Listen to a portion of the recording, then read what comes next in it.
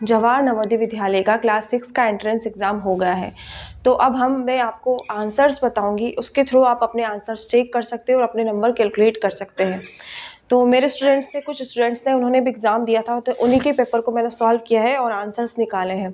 तो अब अपने आंसर्स चेक कर सकते हैं और अपने आंसर को मतलब नंबर मार्क्स वगैरह कैलकुलेट कर सकते हैं कि कितने आपके मार्क्स आ रहे हैं।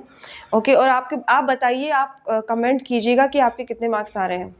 सो मैं स्टार्ट करती हूँ। मेरे पास कोड है M। तो पहला क्वेश्चन है, रीजनिंग का क्वेश्चन है जो बॉक्सेस वाला है कि कौन सा, मतलब पहले क्वेश्चन में दिया है कि कौन सा इनमें से डिफरेंट है। तो आंसर्स बताती हूँ। तो फर्स्ट का आंसर है B, सेकंड का आंसर है D, थर्ड का आंसर है C, फोर्थ का आंसर है D, फिफ्थ का आंसर है B, सिक्स्थ का आंसर है B। ये रीजनिंग का सेक्शन में बता देती हूँ, let me repeat it again. और जो मैं अभी बता रही हूँ 5 से लेकर 8 तक, उसमें आपको सेम वाले जो सेम फिगर्स है कि ये कौन सा ऐसे मैच कर रहा है उसके आंसर से।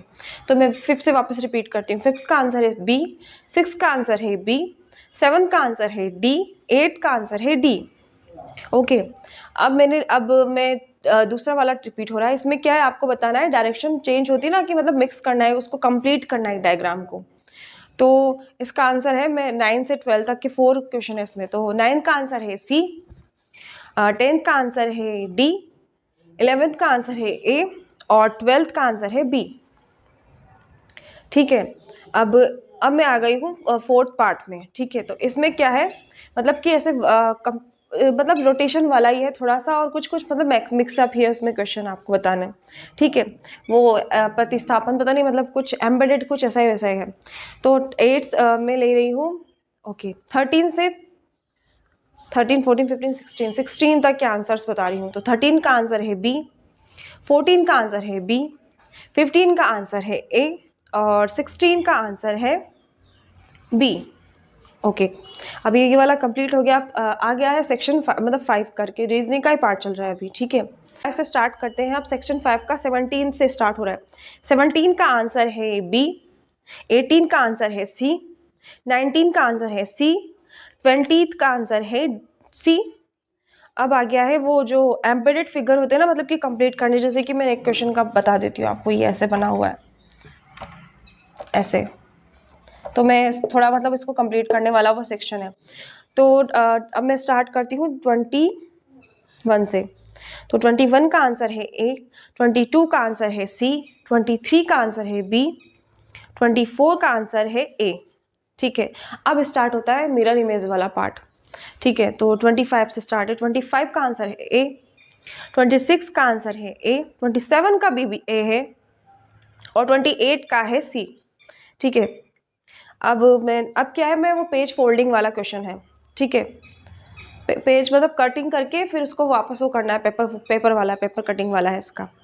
तो 29 से लेकर 32 तक है। तो 29 का आंसर है B, 30 का आंसर है A, फिर 31 का आंसर है C, 32 का आंसर है A।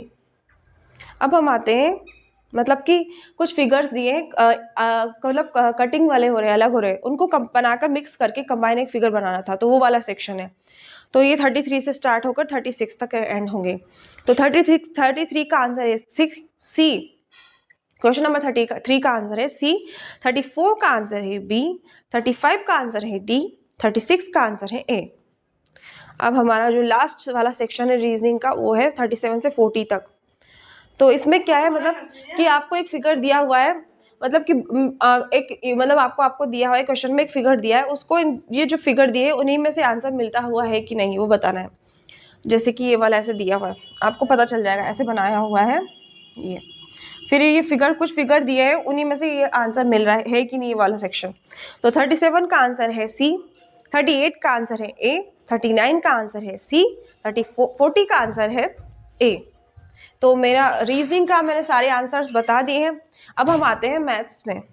तो मैथ्स में जो वो था ना 1 से लेकर 100 तक का नंबर वाला, जो उसमें 9 कितनी बार रिपीट होता है, तो उसके आंसर उससे स्टार्ट होता है। तो पहला क्वेश्चन था वो। तो फर्स्ट का आंसर है B, मैथ्स का, मतलब 41 का आंसर। फिर है 3 डिजिट की सबसे बड़ी संख्या नंबर और सबसे छोटा नंबर है जो कि 9, 6 और 0 से ऐसे मतलब उनमें नंबर आ रहा हो, थोड़ी बनी हो, तो उनसे उनका मतलब मल्टीप्लिकेशन वाला क्वेश्चन था, तो उसको फाइंड आउट करना था। तो आंसर्स है 42, मतलब उसका आंसर है सी। फिर 43 है, वो एक भिन्न मतलब तुल्य कंपैरिजन वाला क्वेश्चन था कोई फ्रैक्शन में, तो उसका आंसर था 43 का सी। 44 में वो पॉइंट डेसिमल का क्वेश्चन था, तो 44 का आंसर है 12, मतलब कि ए। 45 में स्क्वायर का और रेक्टेंगल का पेरीमीटर का क्वेश्चन था, उसमें लेंथ और ब्रेड्थ दी थी, तो उनके बारे में कुछ एरिया का निकालना था, मतलब वो निकालना था, एरिया निकालना था, तो उसका 45 का आंसर है ए। 46 का आंसर है ए। 47 का आंसर मतलब 46 में ये था कि कोई मतलब वेट कोई स्वीट दी हुई थी, तो 30 kg का था, तो उसको कितने पैकेट बना सकते हैं, तो वो वाला क्वेश्चन था 46, तो 46 का आंसर है ए। 47 है, कोई रेक्टेंगल एरिया दिया था, तो उसकी हमें मतलब कि ब्रेड्थ दी हुई थी, फिर लेंथ वगैरह उससे निकालना था, कंपैरिजन करना था, प्राइस निकालनी थी, तो उसका आंसर था 47 का डी, 750 रुपीज़। ठीक है, फिर हम आते हैं 48 क्वेश्चन पे। 48 मतलब उसमें ए बाई बी करके कोई फ्रैक्शन था, उसमें वैल्यूज फाइंड आउट करनी थी, ए बाई बी का निकालना था, तो उसका आंसर है 48 का 4/7 सी। अब हम आते हैं 40th पे। 40th पे क्या था, 31 अपॉन ऐसे क्वेश्चन था वो, 31 7/16। तो आपको तो ऐसे इजीली पता चल रहा है कि 31 तो दिया हुआ है, बचा हुआ ये पॉइंट्स में जो भी है डेसिमल्स में आएगा, 43 ऐसे कुछ करके आंसर है, 4375 ये ऐसे आंसर आएगा, तो इसका आंसर है सी। फिर 50th आएगा, उसमें एक मतलब कि आपको वो 1/3 दिया हुआ था एरिया, स्क्वायर का वो साइड दी थी, तो उससे एरिया निकालना था, स्क्वायर का एरिया साइड इंटू साइड होती है, तो इसका आंसर था 1/9, मतलब कि डी। 50th का आंसर डी। फिर 51 है, उसको आपको मतलब कि प्राइस दी हुई थी, और मतलब कि आपको प्राइस दी थी, और ऐसे क्वेश्चन था मतलब नंबर्स में दिया था, 2540 रुपीज़ में सेल किया था, और मतलब उसका तो हमें निकाला था सेलिंग कॉस्ट प्राइस, तो उसका आंसर था 2195 रुपीज़। 51 का आंसर है बी।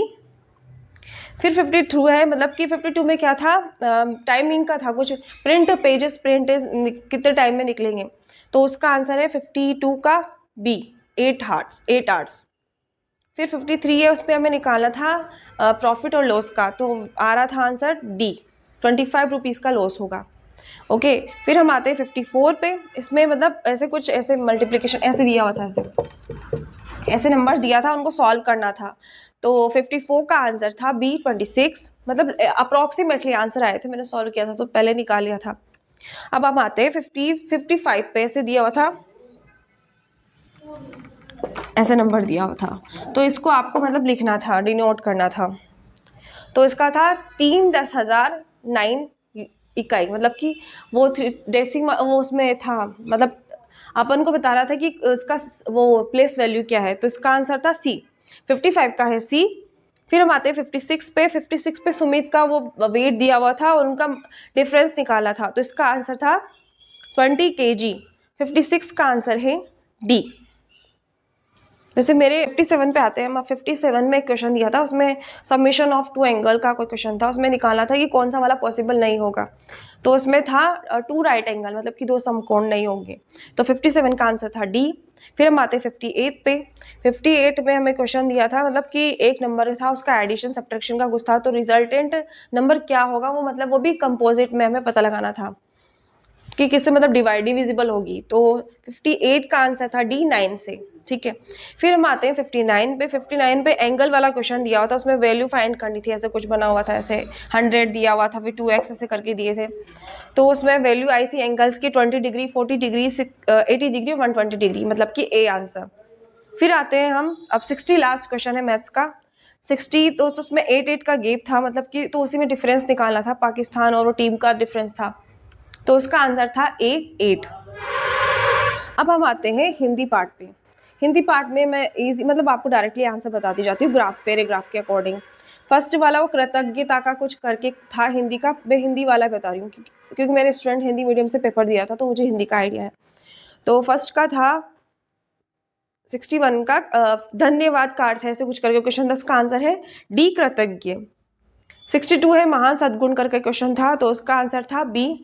63 था सी विचारों पर, और 64 है सहायक क्या, 64 है सहायक शब्द क्या है, तो ये एक विशेषण है, डी आंसर है इसका। 65 है, सद्गुण का अर्थ क्या है, तो इसका आंसर है ए गुण। ठीक है, अब हम आते हैं नंबर 2 के उस पे हिंदी के पैसेज पे। तो 66 सुंदर लाल बहुगुणा करके वो वाला था जो पैसेज, तो उसका आंसर है पर्यावरणवादी, मतलब कि ए आंसर। 67 का आंसर है सी, हरे भरे वनों से, और 68 का आंसर है ए। 69 का आंसर है डी। 70 का आंसर है सी, अमूल्य, वो मूल्यवान का वो बताना था, सिनोनिम पर्यायवाची। ठीक है, अब हम आते हैं नंबर 3 के पैसेज पे। तो 71 का आंसर है बी, हाइट ऊंचाई। 72 का आंसर है ए, मानस। 73 का आंसर है सी, टीवी से मतलब बहुत दिक्कत से देखते हैं कुछ करके, ऐसे आंसर था। 74 का आंसर है ढीली का, वो जो मतलब ढीली एक वर्ड दिया था उसका सिनोनिम जैसा ही था, तो उसका आंसर है सी, धीरे। 75 का आंसर है सी, उपयोगी। 76, अब ये 4th नंबर का जो लास्ट पैसेज है तो उसके आंसर्स बता रही हूँ मैं। तो 76 का आंसर है गुण, विनम्रता का मतलब कि वो बताना था कि महान, ऐसे कुछ करके क्वेश्चन था, तो ए आंसर है गुण। 77 का आंसर है बी, सविनय होना। 78 का आंसर है दूसरों के अनुभव से, ए। 79 का आंसर है डी, अक्कड़, मतलब कि वो बताना था कि पर्यायवाची वगैरह बताना था। 80 का आंसर है सहमत, मतलब कि उसका विलोम बताना था, अपोजिट बताना था। तो 80 का आंसर है सी, और 79 का रिपीट कर देती हूँ मैं, डी आंसर है, और 80 का आंसर है सी। तो ये मैंने आंसर्स बता दिए, आप इनसे मैच कर लेना अपने आंसर्स को कि क्या मतलब है कि नहीं, और आपने मार्किंग वगैरह निकाल लेना, और आप कमेंट पे भी अपने मार्क्स वगैरह मुझे बता सकते हैं। So okay, thank you.